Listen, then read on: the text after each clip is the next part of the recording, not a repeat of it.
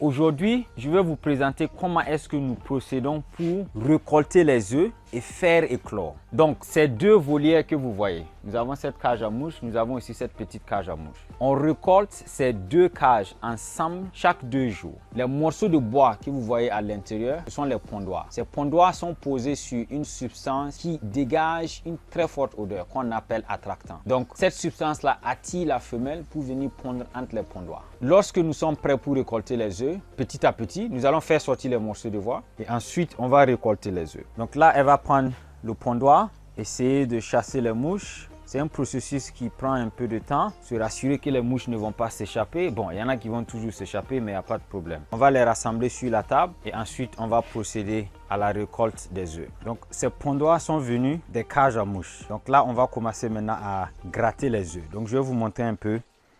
Donc, vous voyez, ça, ce sont les œufs de mouche, soldat noir. Donc, la femelle vient pondre entre ces bois-là.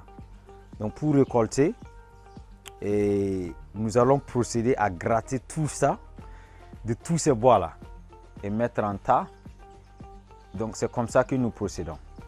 Nous allons gratter tout ça, tous les œufs qui sont ici, parce qu'on veut connaître la quantité des œufs que nous produisons.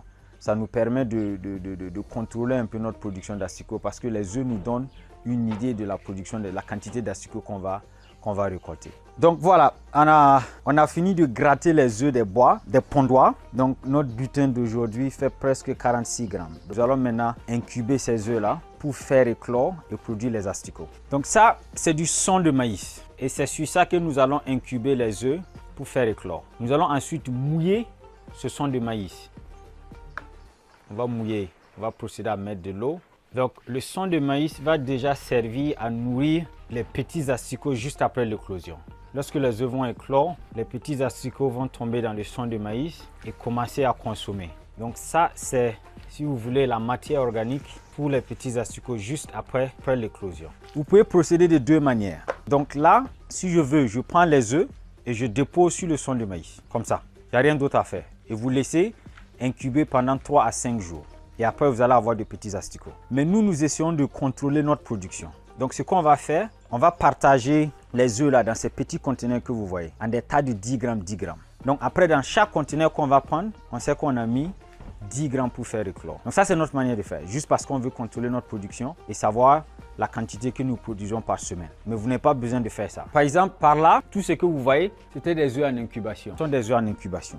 Donc, il y a le son et nous avons ici les œufs qu'on a mis dans ce conteneur. Donc, ici, on n'a pas divisé. On a juste mis les œufs qu'on a récoltés. Et si vous regardez en bas, vous allez voir des très petits asticots. Vous n'allez pas, c'est très difficile de les voir, mais vous allez les voir. Vous voyez, il y a des petits asticots là-bas en train de bouger. Et lorsque les œufs ont éclos, vous allez voir ça. Mais ce sont des coquilles vides en fait. Il n'y a plus d'œufs. Après l'éclosion, les petits asticots vont monter seuls et tomber dans le son de maïs pour manger. Donc, ça, ce sont des œufs qu'on avait déjà mis en éclosion il y a un bout de temps.